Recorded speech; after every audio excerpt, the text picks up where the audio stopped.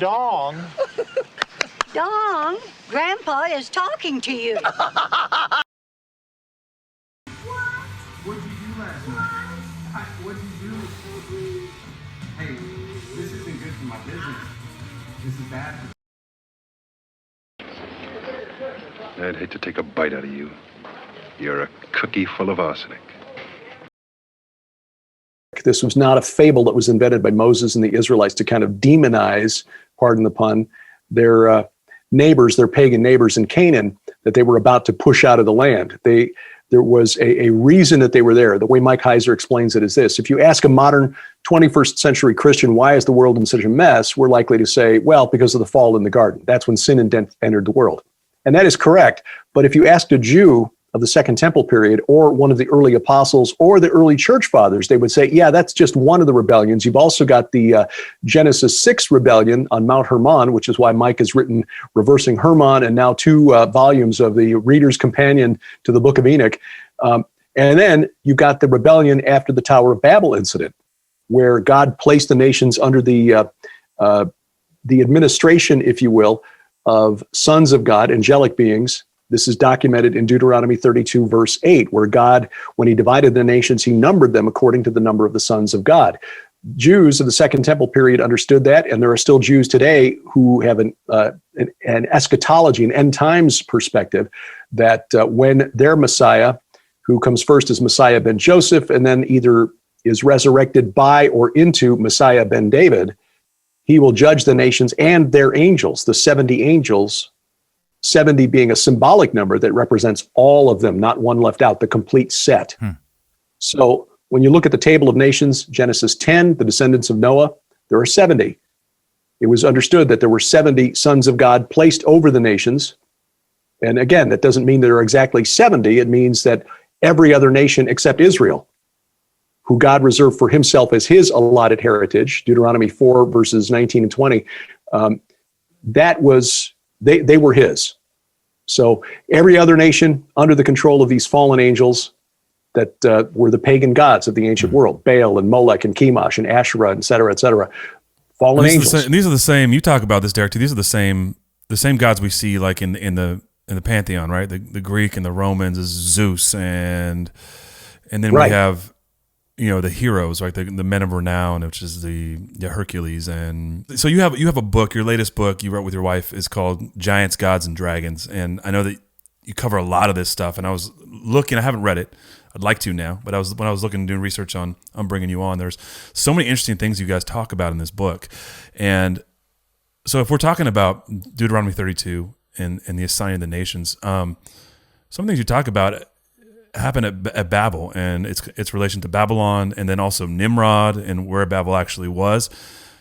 And can you drop some knowledge on us about that? And then also, and then once we have that foundation, we'd love to fast forward and talk about biblical prophecy and what, the four horsemen and, some of these crazy things, Gog, Magog, but the beginning, I want to start at the beginning because we haven't covered a whole lot. I mean, that's a lot, I know, but one of the things Nate and I, in this, we haven't dug into a ton of the, I guess, like the historical archaeological locale, and then how that fits into the Bible. And we've just kind of always been like, okay, the giants, flood wiped them out. Days of Noah are going to happen again. But we'd love to talk a little about Nimrod and Babel and Babylon and how that's all linked together. Yeah, I think this is one of the areas in which my genetic makeup kind of comes out. My sister inherited my dad's engineer's mind. She actually is an engineer, but I think I inherited his curiosity. Why are things this way? Okay, this is what we see in the Bible. Why did God do this? Why did God part the Red Sea? Why did God stop the sun? Keep the moon out of the sky for a whole day, Joshua's long day. Why the Babel thing? Why did God decide to stop that construction project? And so that's kind of motivated where our approach has been. Sharon is the same way. She loves language and loves looking at the etymology of various words and so forth. And so, together we've sort of, I don't know, we're not exactly Mulder and Scully because we're not going out in the field much, but that is sort of the approach we take to this. Let's dig into this and find out and see what we can document in terms of the written record. because God doesn't do things just for effect. He doesn't do things just so, Cecil B. DeMille can come up with a really great scene in, the 10 Commandments. Oh, look, he parted the sea. Wow, isn't that awesome? Well, yeah, but there's a reason he did that. And that's kind of what started us down this journey. In Exodus 14, we read that Moses was commanded by God to turn back. Like, wait a minute, they're getting away. Why did God tell them to turn around and to go back and camp at a specific place facing a site called Baal Zephon? Well, it turns out Baal, number one, was the chief god of the people who actually controlled northern Egypt during most of the Israelite sojourn. They were Amorites called the Hyksos, which is Egyptian for rulers of foreign lands, and their chief god was Baal, who became the king of the pantheon by defeating the god of the sea, Yam, in single combat. So here, God tells Moses to camp in front of a place sacred to the God who mastered the sea, and Yahweh says, watch this, boom. And then destroys, the chariot corps. There's more to it than that, but that's the simple story. That's what started us on this. Well, in trying to figure out what was going on with Babel and with Nimrod, was kind of put onto a line of research by an Egyptologist, kind of a maverick Egyptologist, David Roll, who does not believe in the accepted timeline of Egyptian chronology, which even those who accept it admit is problematic. Right. Things don't really line up, but no one else has come up with something that everyone else can agree on, so they just go with it. We've talked about that. Just in reference to the Sphinx and into the pyramids, like the dating doesn't make sense. There's water damage or water erosion on the Sphinx that wouldn't have happened in the Nile Valley maybe 10,000 years before they're dating it too. So we're tracking on that for sure. Yeah. Absolutely. And David was, and he's not a Christian, but he understands that you can't find evidence of the Israelite sojourn in Egypt if you're accepting the standard timeline, because the actual history of the time that the Israelites were in Egypt is like 200 years earlier than what Egyptologists say they must have been, or when they must have been there. So if you're looking in the wrong place, it's like in the Indiana Jones movie, Salah, they're looking in the wrong place. Right. Yeah. So when you start digging into that history and following David Roll's research, he really puts forth some really interesting ideas, not all of which I agree with now, but his theory on the construction of Babel, though, I think makes the most sense of anything I've heard. He identifies Nimrod as the Sumerian king Enmerkar. Enmerkar, like Nimrod, is named as the second king of Uruk after the flood. I mean, the Sumerians knew there was a massive flood. The Sumerian king list talks about the flood that swept over. So the second king of Uruk after the flood swept over is this guy Enmerkar, who is probably the most famous Egyptian, or rather Sumerian, mythical hero after Gilgamesh, who was the king of Uruk 2 generations after Enmerkar. So this Enmerkar is remembered in a poem that still exists to this day from the Old Babylonian period, which is roughly the time of Abraham, say 1900, 1800 BC, that describes his effort, Enmerkar's effort, to put the squeeze on a neighboring kingdom called Aratta for building materials so that he can rebuild the ancient temple to the god Enki at a city called Eridu. The Sumerians remember that the city of Eridu was the first city where kingship first came down from heaven. It was a very important religious center. Even as late as the 6th century BC, Nebuchadnezzar was called the king of Eridu. And this was like 2,500 years or thereabouts after the city had more or less been abandoned. So he points out that this construction of this site was probably there, and that when you look at the excavations that were done just after World War II, 1949, archaeologists went to this site. It's in southeast Iraq, not far from Uruk. At the time it was built, the city probably dates back to 5,000 or 6,000 BC. It would have been on the shore of the Persian Gulf, but due to silt, it's now 70 miles inland. This is the oldest ziggurat found in Mesopotamia. And had they completed the top layer of construction, it would have been the largest ziggurat in Mesopotamia for this god Enki that most people have never heard of. Now, this temple, this ziggurat for Enki was called the Eabzu, or House of the Abyss. Oh.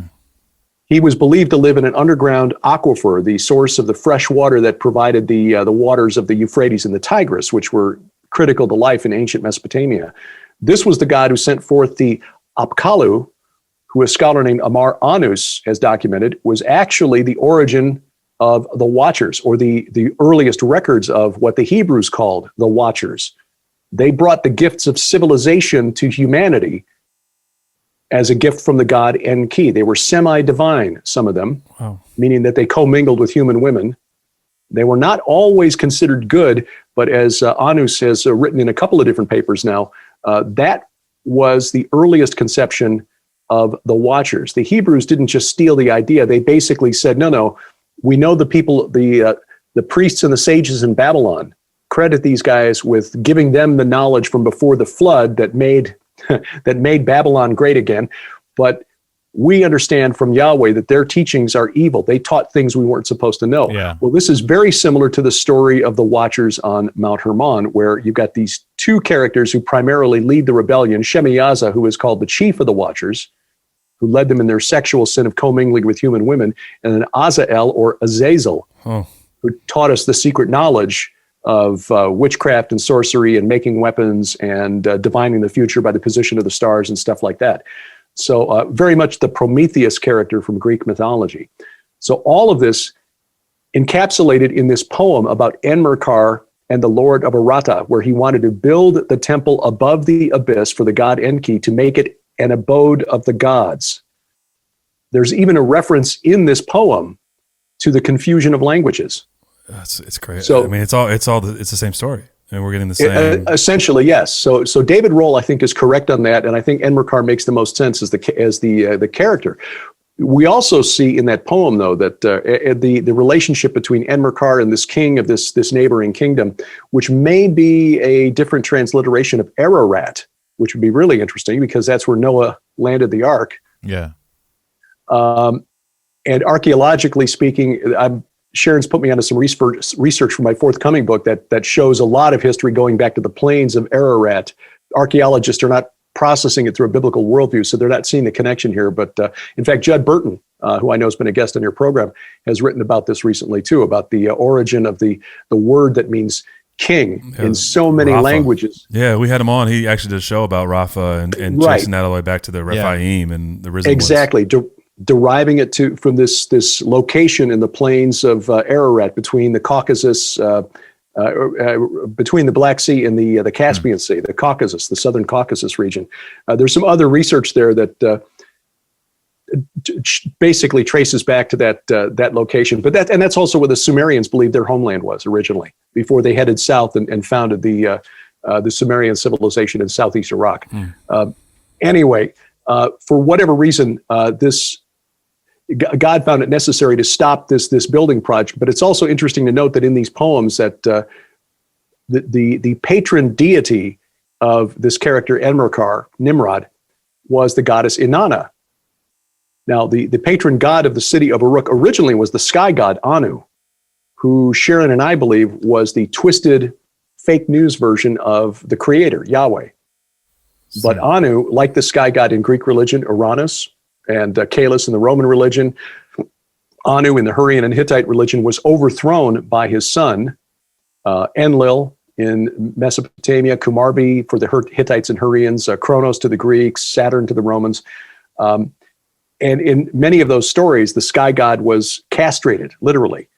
Wow. Which symbolizes, he's no longer the god, I'm the god, and I'm in charge now. So anyway, Anu was basically pushed out as the patron deity of the home city of Nimrod, Uruk, in place of Anana, who Sharon has done a lot of research on. She gave excellent presentation on this a couple of years ago for the Skywatch TV conference, on how she is the spirit of the age. When you read the early hymns in praise of Anana, you see that she was venerated for her ability to turn men into women and women into men. Wow. And her temple servants you really can't translate the Sumerian words into English because it's if this is a family program.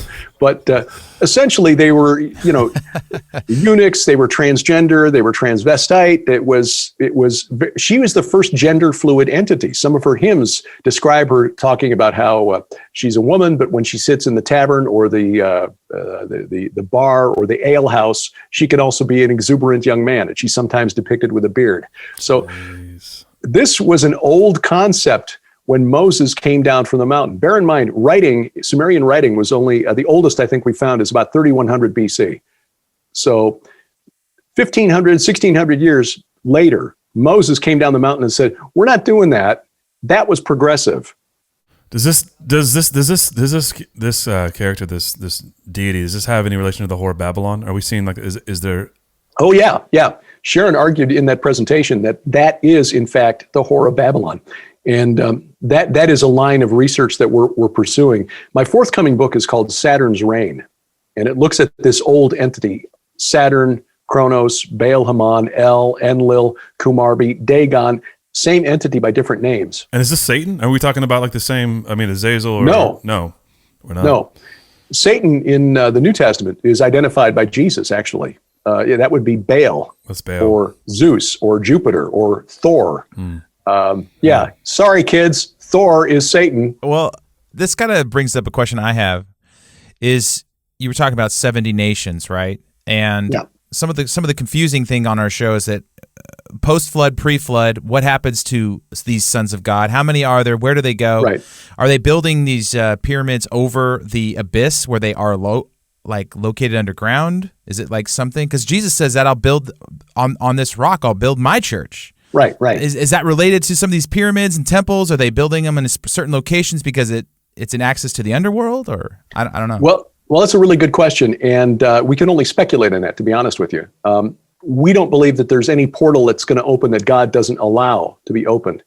But the next book that Sharon and I write together, tentatively working title, is called The Gates of Hell. And it's going to argue that the Jordan River Valley is literally a portal between this world and the spirit realm. Wow. Not necessarily the netherworld, but when you look at what and who was venerated along that rift and all of the supernatural activity just documented in the Bible between Mount Hermon and we go as far south as Petra, actually. We're going to work on another book for next year, God willing, on Petra and the supernatural history of Petra. We argue that was the location, at least of Kadesh Barnea in the Bible, where Moses struck the rock and the water gushed out. Yeah. If not also Mount Sinai. And I know that doesn't track with where a lot of people believe Sinai was, but we're not the first ones to think of this. There's a German archaeologist 100 years ago who made that argument. But anyway, you look at the supernatural events described in the Bible, with the exception of things like Babel, which happened way over in Iraq. But almost everything else happened along the Jordan River Valley between the northern end of the Red Sea and Mount Hermon. And some of the other supernatural locations, for example, the mountain that was sacred to Baal, Mount Zaphon, for which that site that I mentioned earlier, Exodus 14, Baal Zaphon, was named for this mountain. We know where that is. That's near ancient Antioch. It's in Turkey, on the border between Turkey and Syria. It's called Jebel al-Aqra today. Baalbek, the site of the largest temple to Jupiter in the Roman Empire, which was built on an older temple to Zeus Heliopolitanus, or Zeus, the city of the sun god, which in turn was built on an older temple to Baal. It's in the Bekaa Valley, which is that rift that scholars call the Dead Sea Transform. It's a fault line. And isn't we're talking about Caesarea Philippi there in the Gates of Hell? That is also the temple to Zeus right there, like that, right? And that's actually in some museum now. I know that. Yes. I mean, you hopped into this episode 100 miles an hour. I love it. The supernatural is the tapestry in which you read all of this, right? But there are some people who they see all the supernatural clues, but for some reason, it doesn't connect to the Bible. But it's like Heiser said on an episode. He's like, there's people who reject the Darwinian view of the world, but also reject the biblical world view. So they see the supernatural, but they don't connect all these entities to one main story. And I think that what we're trying to get to the core of that main story. And for some reason, some people deny it exists. Some Christians deny it exists. And then you have people. And then you have the ancient aliens community who are even steps ahead of most of these Christians. It's just a weird thing going on. And that's what we're trying to get to at the bottom of the show is like, I don't know if that's really a question, but no, and I appreciate you doing it, and you really need to do this and incorporate the worldview of folks like Brian Forster who see the clues but maybe don't process it the same way. Just to show, hey, look, we're not denying the evidence. We're just analyzing it and processing it, interpreting it in a different way. And that's why Sharon and I went after the text evidence rather than trying to do what, Forster and L.A. Marzulli and Steve Quayle, Tom Horn have been doing, where they're, actually out in the field and trying to find the bones. What we can do is dive into the academic papers of the secular scholars who've been researching and digging stuff out of the sand of Iraq and Syria and Lebanon and Jordan and Israel for the last 200 years and say, you know what? We can document at the very least that the pagans around ancient Israel were venerating these what they believed were the spirits of the dead, that they connected to these mighty men who lived in ancient times. We can show that this was transmitted from the Amorites hundreds of years before Abraham, and the Hurrians, who played a much bigger role in this than we realized. That's going to be documented in my forthcoming book. They were also in the Bible, lands of the Bible, as the Horites, encountered by Abraham. Even the kings of the East had to do battle with the Horites in the vicinity of Mount Sinai back in Genesis chapter 14. These beliefs were transferred to the Greeks and the Romans as the hero cults. And you need to understand that in the classical period, the word hero had a very different meaning than we give it today in modern day America. For us, a hero is like, the guy who can throw for 400 yards in a football game or hit 35, 40 home runs in a season. Right. Back then, a hero was the spirit of somebody who had died, probably a demigod, half god, half mortal, or just a really awesome and powerful mortal whose spirit could still intercede for the living. That was a hero. And they attracted cult, meaning you had to worship them, venerate them in certain specific ways. We documented in our book Veneration, but even in Last Clash of the Titans, one of my earlier books, touched on this, how this cult, and scholars acknowledge, the Greeks got it from the Amorites, probably through Anatolia, Turkey, and the people who lived there, like the Hittites or the Luwians or the Hurrians.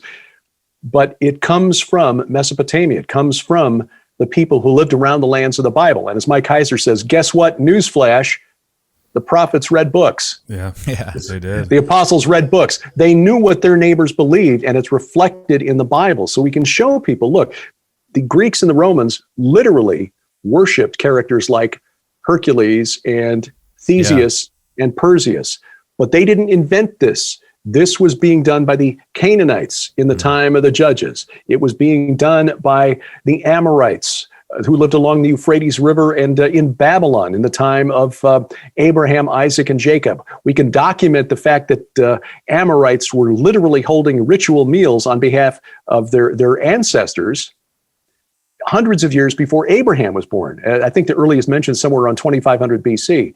So this cult goes back a long, long way, but recent research just within the last 20 years. I mean, think about this. We're literally the first generation to have access to this archaeological information. Yeah. A site in northern Syria, northeastern Syria, it's that little finger of Syria that kind of sticks up into Iraq, Iran, and Turkey. A site called Urkesh. Today it's called Tel Mozan. The oldest known Hurrian city. They found a necromantic pit that was used to descend into this pit. It's about 40 feet deep. They've only been able to go down about halfway because of the structural concerns and because they haven't been able to dig there since 2011, thanks to the Civil War there. Right. Thanks, President Obama. That's a meme, I think. Just a lot of droning. Yeah, and no boots on the ground either, except for those soldiers that we've got anyway. But they found, because the Hurrians had such an influence on the Hittites, who had an empire based in central Turkey, and they preserved a lot of Hurrian religious texts, they can pretty well establish that as early as 3500 BC, they were using this necromantic ritual pit to summon the god of the underworld called Kumarbi. Well, that's the same entity later called Saturn, Kronos, El, Enlil, etc. So 3500 BC, at the same time, the Sumerian civilization was just getting off the ground. The Hurrians had a civilization in northern Mesopotamia that was essentially doing what they were doing in southern Mesopotamia at the temple of Enki with his Abzu, his abyss. And this pit at Urkesh is called the Abi, which is etymologically the same as the Hebrew word ov, which translates as medium. When Saul, the night before he was killed by the Philistines, went to visit the witch at Endor, no, he visited the ov at Endor. Oh. So we can show through textual evidence now connections that go back thousands of years to northern Mesopotamia. And here's where this connection with Judd Burton's research in the plains of Ararat connect. The people who founded that city, Urkesh, with the 40-foot deep ritual pit, came from the plains of Ararat. They were part of a civilization called the Kura-Araxes civilization, modern-day Armenia, middle of the 5th millennium BC. They had a very unique style of pottery that's allowed archaeologists to trace their movement. They've been documented in the vicinity of the Sea of Galilee around the year 2800 BC. And here's the thing that's mind-blowing. A fellow by the name of Dr. Michael Freakman, who's excavated at Gilgal Rephaim, which is that weird maze-like structure made of stone that's called the Stonehenge of the Middle East. Like the Temple of the Watchers, right? Isn't that what people say it could be? Some argue, Gilgal Rephaim basically means wheel of the giants. Oh, that's what It's probably 1,000 years older than Stonehenge, and it's got half again more stone than Stonehenge. It's huge. And Dr. Freakman concludes that it's most probably was used to venerate the dead, the cult of the dead. He's taken an interest in another monumental megalithic structure that was only discovered in 2012 at the southwest corner of the Sea of Galilee, 60,000 tons of stone, which means it's got half again more stone than Gilgal Rephaim, a circular shaped monument that's under 30 feet of water in the Sea of Galilee, just off the shore of this ancient city where these ancient Hurrians settled. And nobody knows why this thing is there. It's never been excavated before, but he connects it to an ancient Ugaritic myth. The Ugaritic culture is Amorite, dates to about the time, it was destroyed around the time of the judges in the Bible, so around 1200 BC. But they had a myth of a king whose son was killed by the war goddess and buried in a tomb for the Rephaim, the tomb for the underworld gods at Kinneret, which is the Semitic name for the Sea of Galilee. So he's connecting this to their legend of this king and his dead son, and this massive, massive structure under 30 feet of water in the Sea of Galilee, which is, again, only about 15 miles, 20 miles away from Gilgal Rephaim. So maybe this is what I wanted to do in the first place. This is great. This is such a great. So we have this establishment. There's the Watchers, and then we have the demigods, and all the interconnections between these different societies that basically all affirm the biblical account. Fast forward now, what we have to that is to that history is the Book of Revelation and what's supposed to happen in the end. Right. So it's not an accident that this stuff is that we're finding these things now. This is purposeful, correct? I mean, it feels purposeful, at least, that all this unknown knowledge, that these things are coming to light. I mean, thoughts on that? Well, it's prophesied by the prophet Daniel, who was told that in the last days, people would rush to and fro and knowledge would increase. I would argue that this is what we're seeing. Knowledge is increasing. It's only been since about 1980 that scholars have conceded that there was a cult of the dead in ancient Israel or around ancient Israel that drew the Israelites in.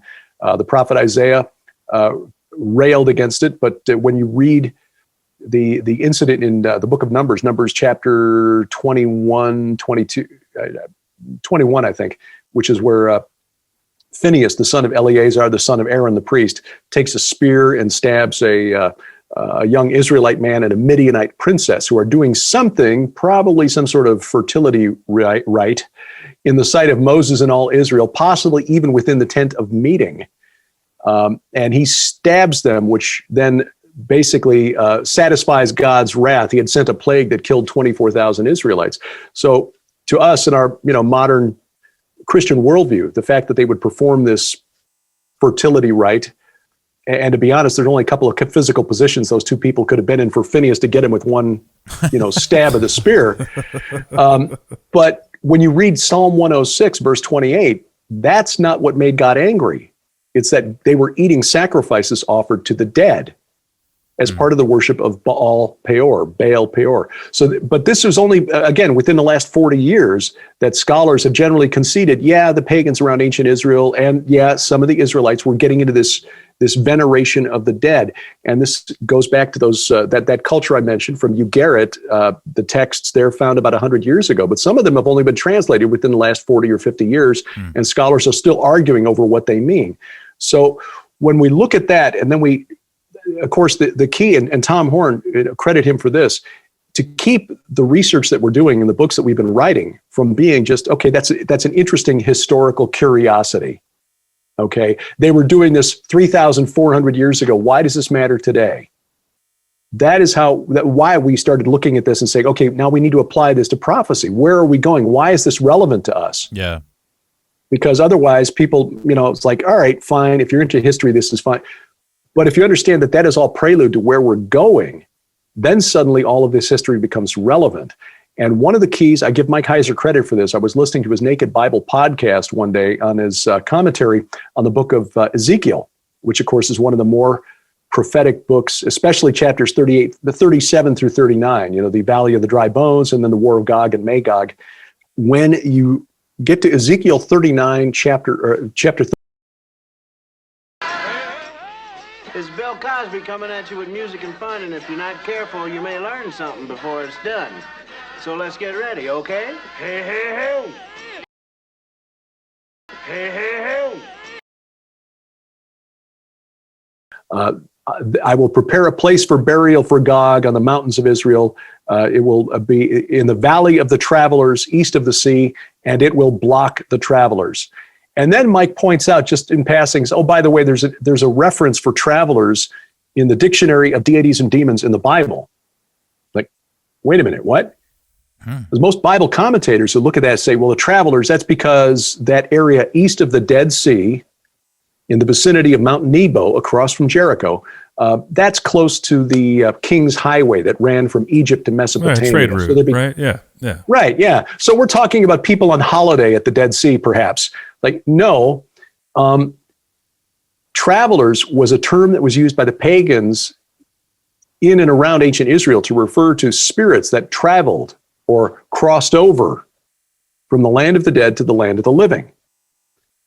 And it's used specifically in one of the so-called Rephaim texts from ancient Ugarit. Again, that Amorite kingdom from northern Syria that was destroyed around the time of the Judges. There's a series of 3 texts scholars call the Rephaim texts that describe how they've been summoned through a necromancy ritual, essentially, to the tabernacle of El, or the threshing floor of El, or the sanctuary of El.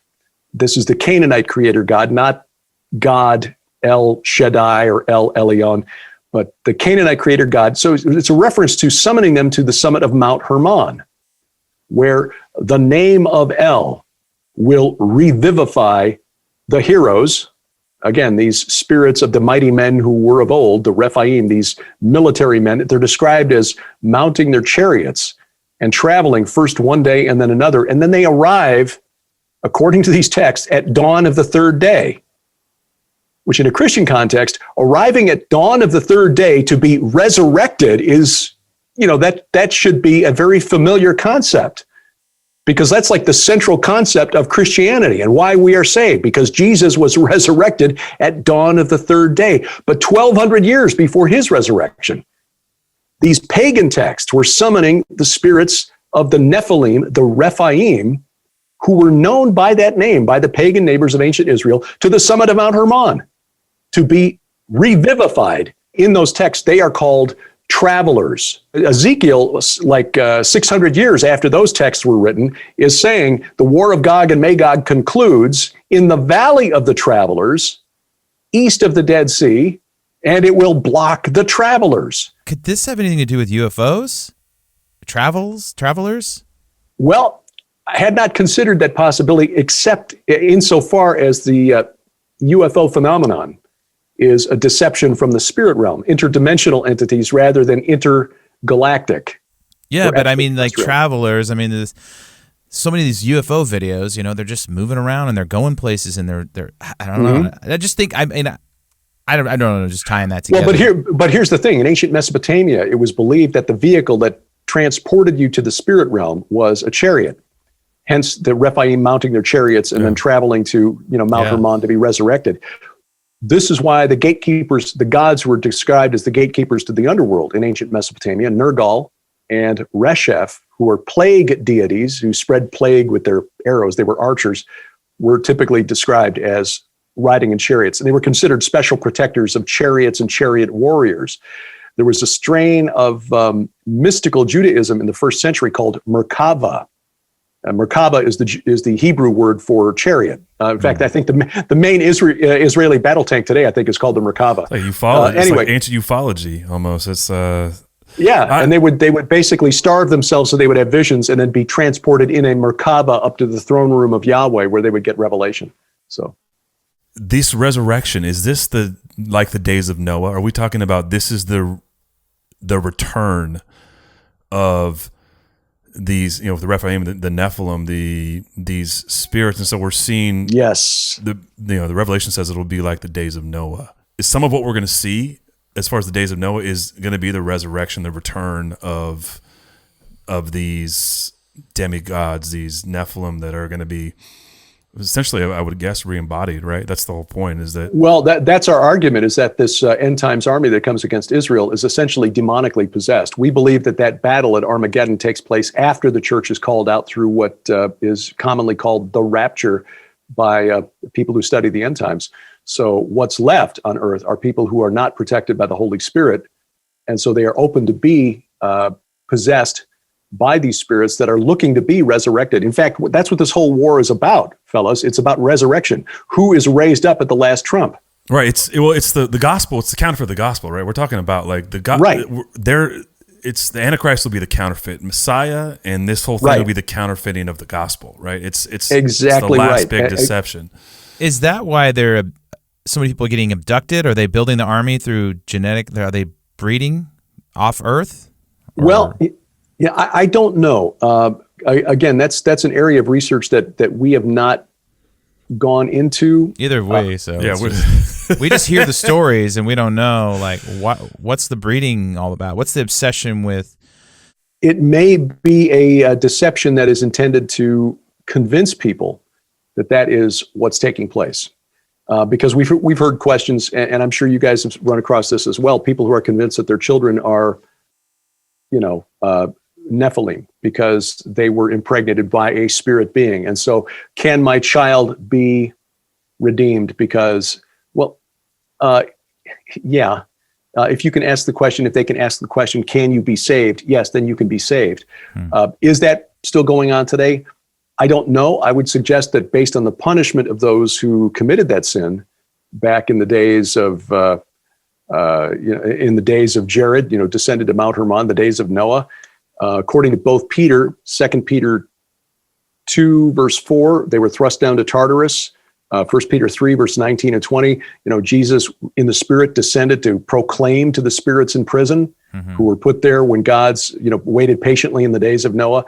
Jude are basically confirming this by saying they are in chains and gloomy darkness until the judgment. I would suggest that the other sons of God, the B'nai Ha-Elohim, who saw what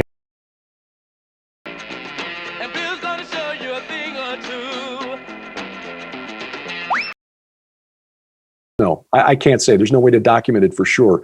But I think it is part of this deception that suggests that there will be a false path to resurrection. I think people who are really deep into the UFO phenomenon, who believe that our space brothers are here to help us evolve to the next level, or New Agers, which essentially the same thing. They're looking for an alien savior of sorts. Alien savior of sorts.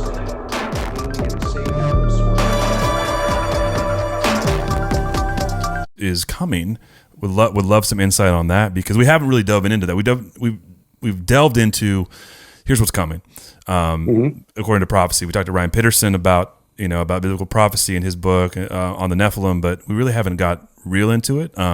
but it's creatures, so it fits into our right into our wheelhouse. Well, the dragons in the Bible, there are a couple that are very obvious. Leviathan is described as a dragon, and we spend some time on him. But Josh Peck and I even wrote some about Leviathan in our book on the UFO phenomenon, The Day the Earth Stands Still.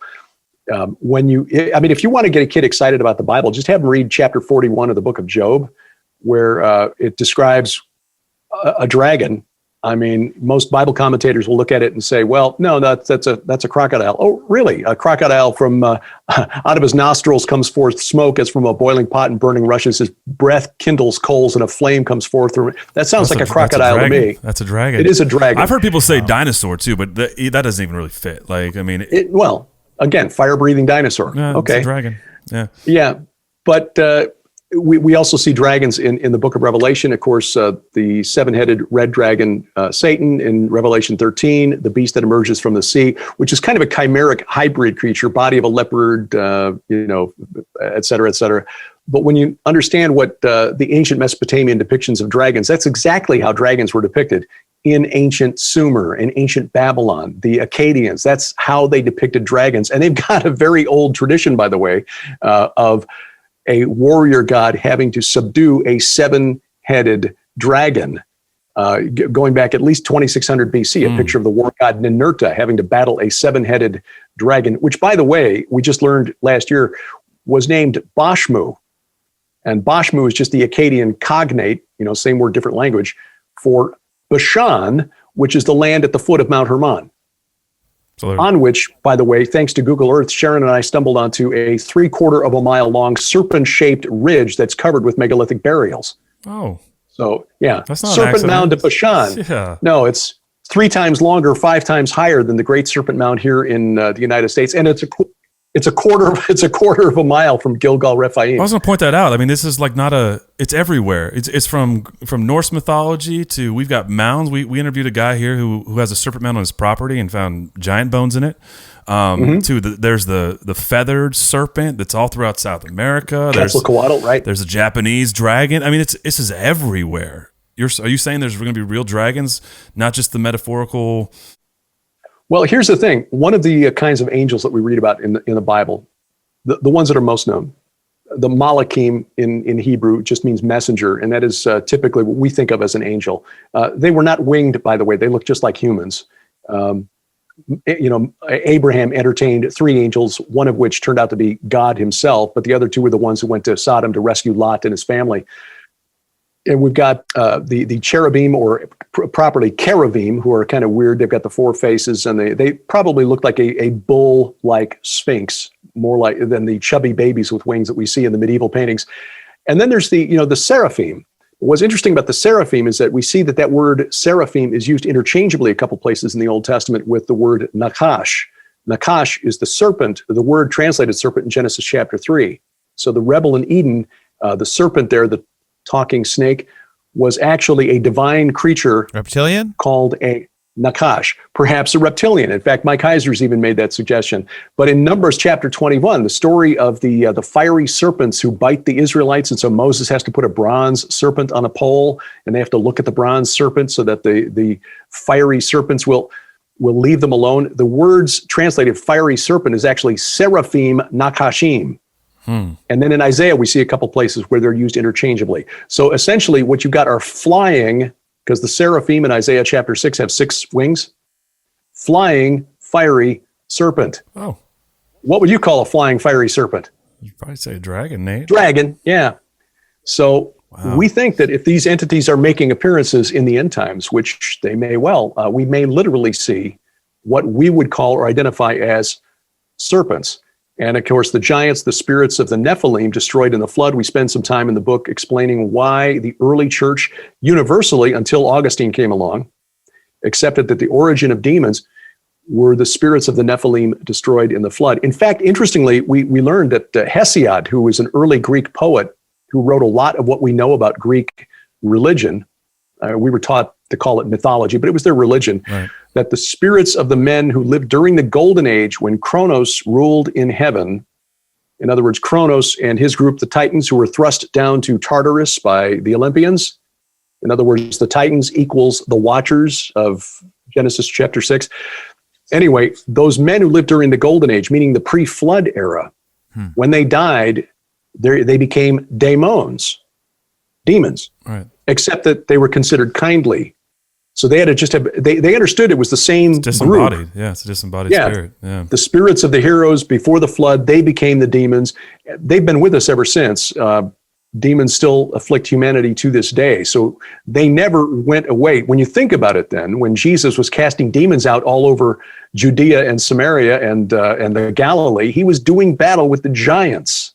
And we believe those will be the entities that are the travelers who are destroyed at the final battle, Armageddon. So giants, dragons, and then the gods of the spirit realm, the small g gods who were placed over the nations, Deuteronomy 32. But you see in Psalm 82, Psalm 82 is a courtroom scene in heaven where God condemns these entities for not ruling humanity justly. They accepted worship, they ruled unjustly, and so God said, though you are gods, sons of the Most High, like men you shall die and fall like any prince. The death of the gods has been decreed. We're just waiting for sentence to be carried out. So I have a question about all that. Is that so from our understanding, there was the remnant. There was these some that survived the flood. In the same way, there's still some supernatural entities causing harm today, but it's not the same like it was in the Golden Age, right? So we have this, the giants seemed very destructive before the flood, and then they somehow some survive, and there's still this and after Christ dies, for the most part, these beings lose their power, but they're still not destroyed. What is going on? Are we just waiting for this age to be consumed? There's just this lingering where the bow has not been wrapped up tight, and there's a whole horde of people. I still think The Matrix is one of the most important films of our generation, because unless you really understand what that film's trying to tell you, that everything you know is wrong and a lie, and you've been completely brainwashed to believe this reality that they've set out for you. Well, in fact, I was just working on a section of my forthcoming book last night on modern day cults of Saturn, and the fact that Damien Eccles, who was one of the West Memphis Three, had just published a book last year saying that he's now found the key to ultimate supernatural power, which is summoning Enlil, who again is just another identity warned by this old entity, Shemiyaza, the chief of the Watchers, who's now with his colleagues in the netherworld. In the abyss. Now, Mr. Eccles, I believe, is sadly misinformed, but the thing is this: Mike Heiser, I thought, really commented, made an interesting and very astute observation on the Babylon working, which was L. Ron Hubbard, founder of Scientology, and Jack Parsons, who founded JPL, subject to that recent CBS series, Love and Rockets, I think it was, or the movie Love and Rockets. Anyway, the whole point is that they went out into the desert in early 1946 and did a sex ritual, which they thought brought forth the whore of Babylon, the Scarlet Woman. And that's been pointed to by a lot of researchers saying, see, that was when things really started getting weird, because in 1947, then we started the whole modern UFO phenomenon and so forth. Mike said, and it was like a forehead slap moment. It's like, why didn't I see that? None of these entities can do anything that God doesn't allow. And he said, and furthermore, if these entities that are so powerful, we should be really scared of them, need the permission of a couple of deviants going out and doing sex magic in the desert to actually manifest in our time-space continuum, they're pretty lame. That's a good point. Okay, yeah. What they are doing, however, is they are getting more people to trust in their false plan of salvation over the plan of salvation offered by God in the Bible. That is the danger. It's not that they can do things that will cause us harm, although they can if you start meddling with them and inviting them in, giving them permission to work through you and afflict you. And sometimes God will allow them to afflict us for his purposes, because we need to be taught a lesson or perhaps in order to train us for something that is yet to come. But they can't do anything that God doesn't allow for his purposes. And ultimately it is going to work for toward his goal. They have the hubris to think, and the research I've done in this entity, again, operating under multiple different names over the generations: Shemiyaza, Kumarbi, El, Enlil, Dagon, Baal Haman, Saturn, Kronos, Molech. He believes that he is the rightful king of earth. In fact, Molech is just a twisting of the Hebrew word melech. He was the chief god of the Ammonites, Milcom, just an epithet, king. He thinks he's the king, or should be, and he'll get out at the end. In Revelation 9, it's prophesied that the abyss will open and they get 5 months to torment humanity, those who don't have the seal of God on their foreheads. The church will be out of here by then. But have you ever wondered, and this is really an interesting thing, you talk about the return of the days of Noah. You ever wonder why in Revelation 9 they get 5 months to torment humanity? When you go back to Genesis chapter 8, you see how long the ark was on the water before it came to rest on the mountains of Ararat. 150 days. On a 30-day lunar month, that's exactly 5 crazy. months. I mean, it's no accident. Right? God is bookending it at the end. They will get 5 months to torment the children that God created, just as they had 5 months as they were chained in the abyss watching their children, the Nephilim, destroyed by the flood of Noah. So the days of Noah, I think, has more significance than we understood. Yeah. Nothing in the Bible is there by accident.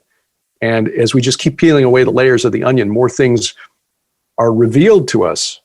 We're not trying to invent a new way of understanding the scripture and a new way of understanding end times prophecy. We're just trying to understand it the way the prophets and the apostles did. We've kind of lost that over the last 1,600 years because we've been taught that the Bible is not as supernatural as it really is. Nathan talks about this all the time, is that there's such a dismissal, I feel like, in the mainstream Christian church and in the space to gloss over or talk away or wish away parts of the Bible to make them uncomfortable, like Genesis 6, right, like Deuteronomy 32, like Psalm 82, these things that actually explain so much of, of the tapestry, as I like to say. Mm-hmm. I have a question. Like, how do you think these sons of God manifested themselves on earth? Because it seems like they were seductive, and it seems like these tribes were loyal to them. And then I think the reason the church doesn't believe is because they don't manifest the same way they used to, right? They're not as interactive or visible or... Yeah. It's like that line by the French author Baudelaire that was cited and quoted or paraphrased in the movie The Usual Suspects. The greatest trick the devil ever pulled is convincing the world he doesn't exist. Oh, yeah. But it's more than just the devil, as we've showed through, I think, our research. Certainly the apostles and the prophets knew it. There's more than just the devil. There are a whole bunch of these gods, fallen angels. I mean, God created them with free will, just like he created us with free will. And many of them chose to exercise it badly, just as all of us do. I mean, there is none righteous, no, not one. Well, yeah, a lot of the angelic realm chose to rebel against their creator as well. And that's why the world is in such a mess. They probably manifested as glorious and beautiful entities.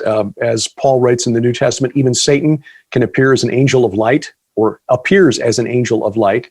So we as humans, seeing this entity that's larger than life and just unimaginably beautiful, will immediately assume, oh, he's one of the good guys, right. and follow them.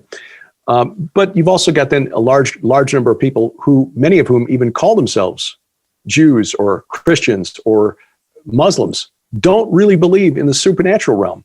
The research of George Barna from Arizona Christian University shows again and again that the majority of American Christians don't really believe that Satan is a literal entity, much less any of these other small g gods. Demons, well, we quit believing in them when we invented psychiatry or psychology.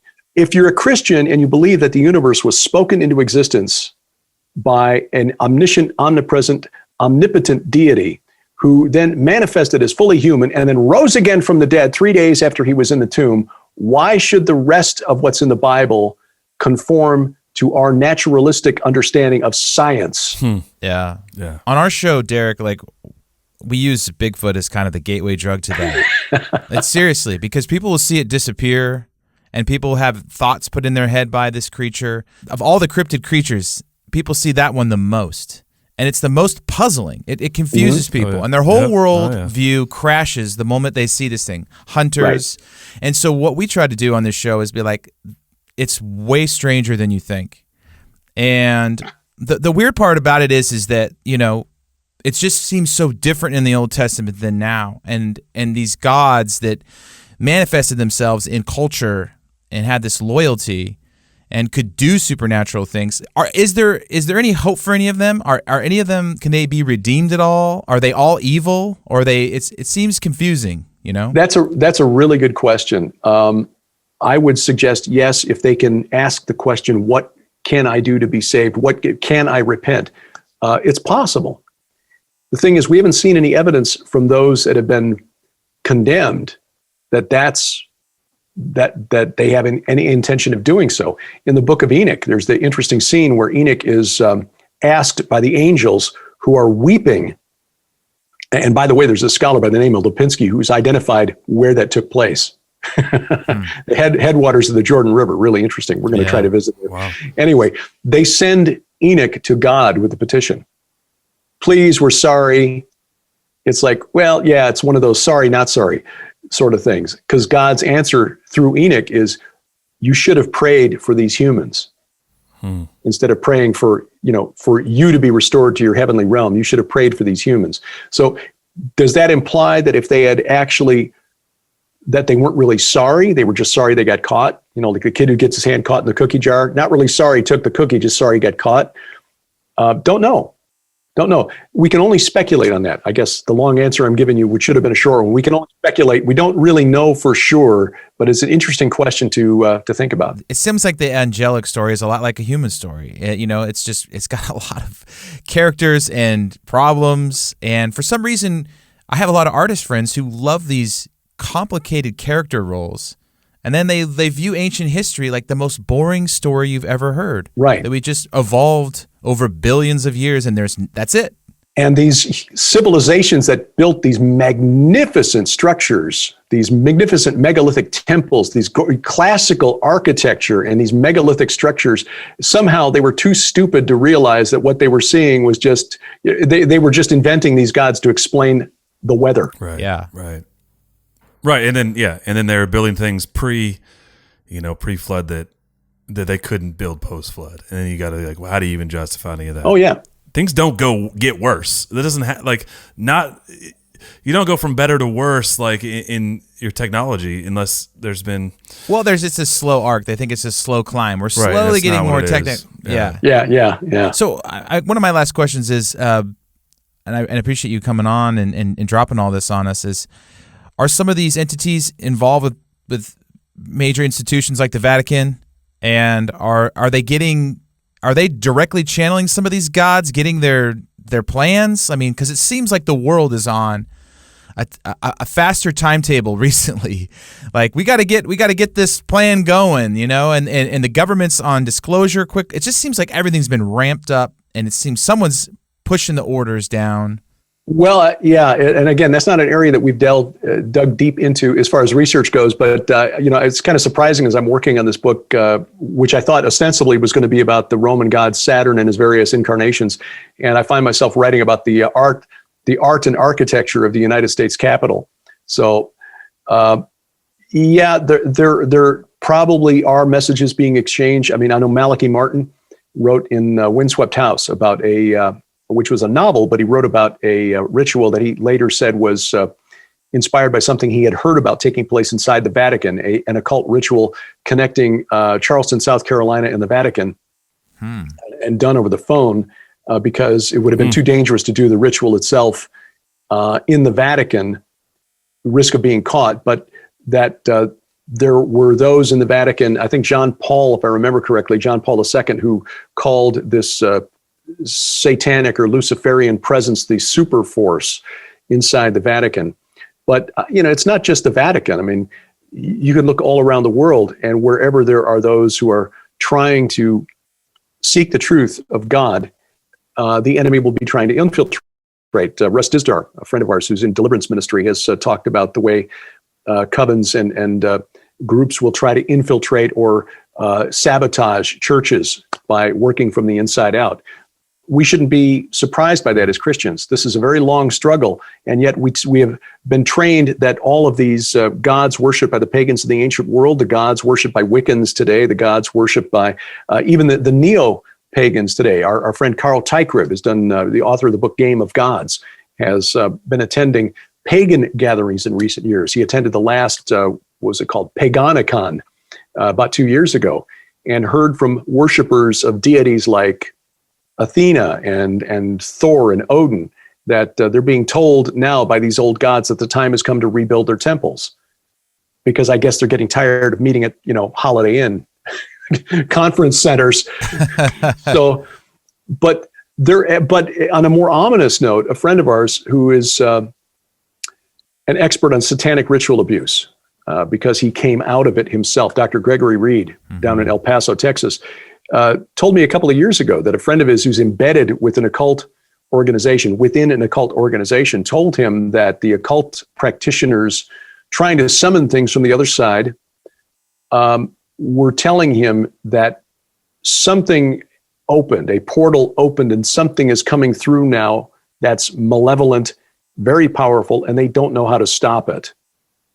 So it's interesting that these folks who were summoning these things are suddenly panicked because they didn't want this, but they don't know how to stop it. Well, I go back to what I said earlier. Nothing is coming through that God has not allowed to come through.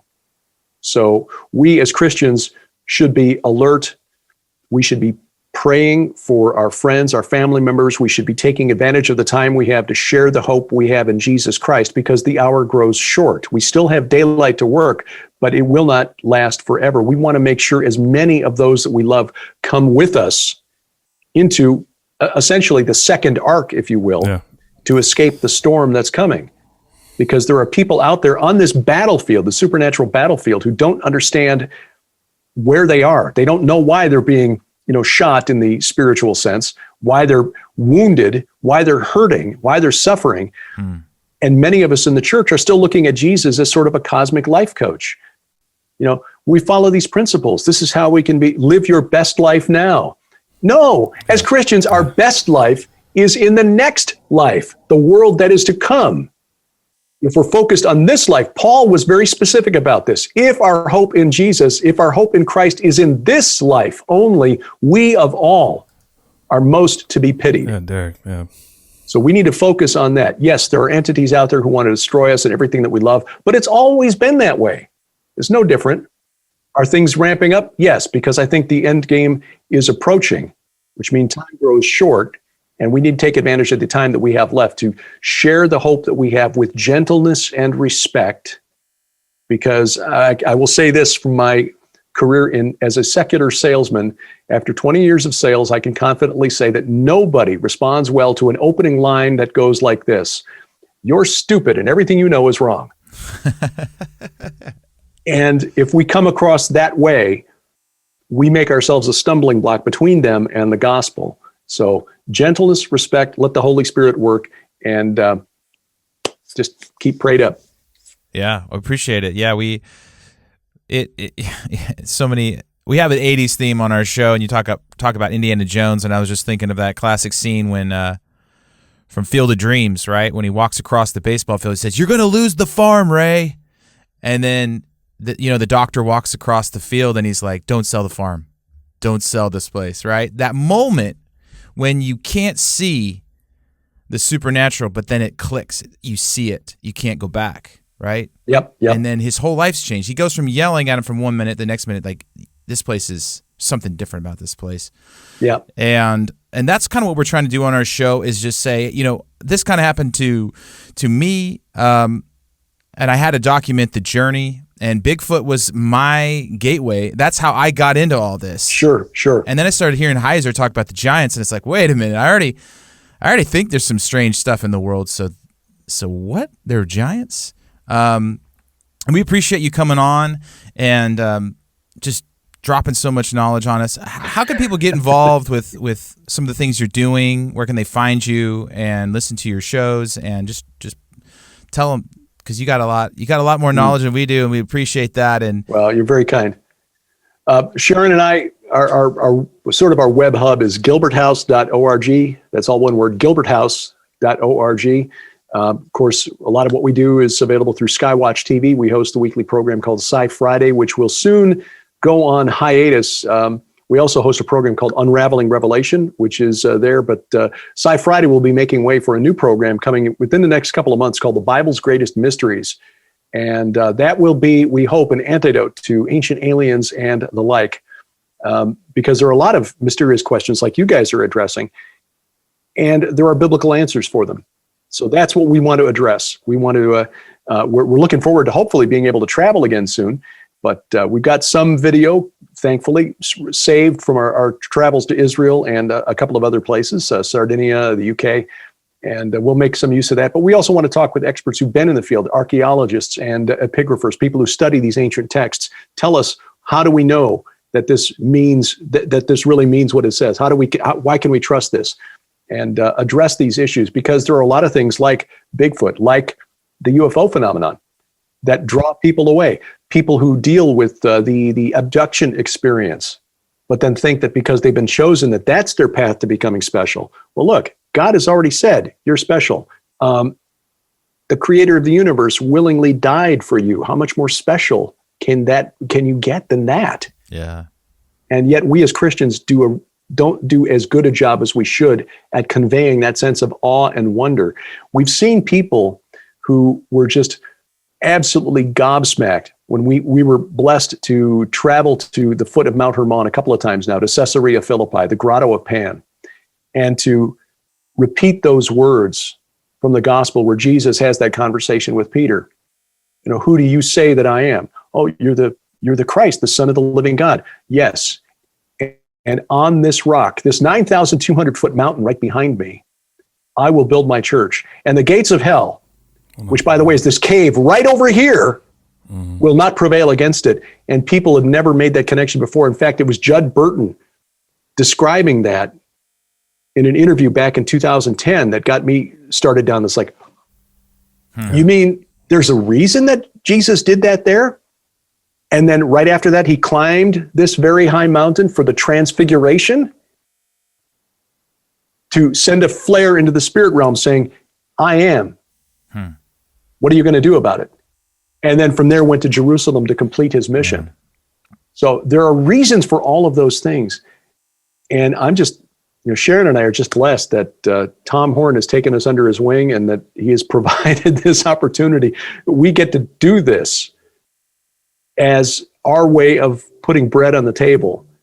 And so I'm just delighted and excited when you fellows like you give me an opportunity to talk about this, because this gets me charged up. This is why I love getting out of bed every morning, because we get to do this. And if we're not sharing it, though, it's nothing more than a mental exercise, which is fun. But the whole point is to share it and to share the hope that we have. Hey, the rocks really do cry out. Yeah, that's right. God bless the archaeologists. That's right. I love it. I am that I am. I am that I am, he said on top of the mountain. That's right. Just like with Moses. I know that feeling, that's how Blurry Creatures is starting to get for us. We're just kind of, more and more people are coming on the show and dropping this stuff, and it's just, it seems much larger than we set out to. We started talking about Bigfoot, and then it just got weirder and weirder and more interesting. And it's funny because when you're describing this, people love the Game of Thrones. If they only knew the Bible was a more epic story than that. No, I was going to say that's the thing, and that's where the title for the book came from, is that this story that popped last summer, that the players of Dungeons and Dragons got upset because the orcs were always depicted as evil. And of course, it must be racist because the orcs always have, colored skin, unlike the elves who are always white and they're always good and kindly and cultured and peaceful and blah, blah, blah, blah, blah. Like, no. If you don't understand Tolkien, you don't understand the orcs. And in Tolkien's world, they were elves who'd been twisted and tortured and turned into inherently evil by the chief god, or the dark god Morgoth. Well, all right. We can laugh at the players of Dungeons & Dragons and at Wizards of the Coast for giving in and saying, okay, we'll change the game so going forward you can be a good orc if you want to be. Fine. But we Christians have the Word of God. We say it's the Word of God. We claim we believe it's the Word of God, and yet we don't believe that most of the characters in there, the giants, the gods, the dragons, are actually real. Right. And without all of that, then what is it? It's just a morality story, which for most kids is pretty boring. It's flat. If you had told me at the age of 12 that, hey, dragons, giants, right? And oh, by the way, not all of these gods are friendly with each other either. Hey, think about that story in Revelation 19, where the whore of Babylon, this woman in scarlet, is destroyed by the kings that she helps bring to power. these gods who rebelled against God aren't all on the same team. Yeah, they're united against him, but it's like, Democrats trying to get rid of Donald Trump. Yeah. I think Bernie Sanders. So, they're all, Talk about Game of Thrones. This is Game of Thrones on a cosmic scale. Well, it's my last thought on all this. It's such an interesting time to be alive as humans, because the ancient people either believed in their God or the God, right? There was no age of unbelief, it seems. It seems like... Right. There's no nihilists. There's no nihilists saying, we believe in nothing. Was that a Big Lebowski reference? It was, yeah. Very good. Yeah, we believe in nothing. Yeah, we like our movie quotes on this show. Yeah, we do. Yeah, so Sharon and me too. Yeah. Oh, the rug. It tied the whole room together. Yeah. I'm the dude. It's just a fascinating time, I guess. Sorry to get us off the humor there, but just Derek, I have so many friends who are in the spiritual space who've basically kind of just walked away from me because I start talking about the giant stuff. Almost, I get the feeling that they're like, dude, he's out there, he's gone. But the giants are the origin of much of the spirits in the spirit realm. The spirits who are talking to people and convincing them that they're ancestors, or that these are the space brothers from Zeta Reticuli. Right. These are the spirits of those Nephilim. It's all deception. At the end of the day, Solomon, nothing new under the sun. Amen. It's all deceptions that are just repackaged. That's right. Derek, well, thanks for coming on, man. This has been awesome. I think I want to go to Israel. Never been, so I'm gonna have to holler at you when we're able to at some point, because my wife has been before we were married and before we dated, and I want to go. I want to pick your brain again at some point about places I need to go see. But no, thank you for this. I wanted to ask about Jack the Ripper. There was something on your book about Jack the Ripper and how it fits into biblical prophecy, but we can hit that another time. Well, Sharon is the one who found that connection. But yes, there was a stela that was found on the summit of Mount Hermon, and the guy who found it later wound up as superintendent of Metropolitan Police during the Ripper murders. Oh my gosh. Yeah. Gosh, dude, the world is a weirder place than we Sir ever Charles imagined. Warren. Yeah, look him up. That's crazy. Yeah, Derek, you have the best radio voice of anyone we've interviewed so far. So we love it. And true Yes, pro. we do. Well, you're very kind. Thank you. Well, thank you, Derek. Well, we'd love to have you back at some point. Yeah. Anytime. I enjoyed thank you it. for all this. I mean, it was a massive history lesson mixed with, the Bible, which is the best way. So appreciate the time. Yeah, I hope our listeners check out what you're doing, because I've been checking it out. It's phenomenal. So thank you. Great to have you. Thanks for being here. Well, guys, I really appreciate it. I really enjoyed it. Derek, I wanted to ask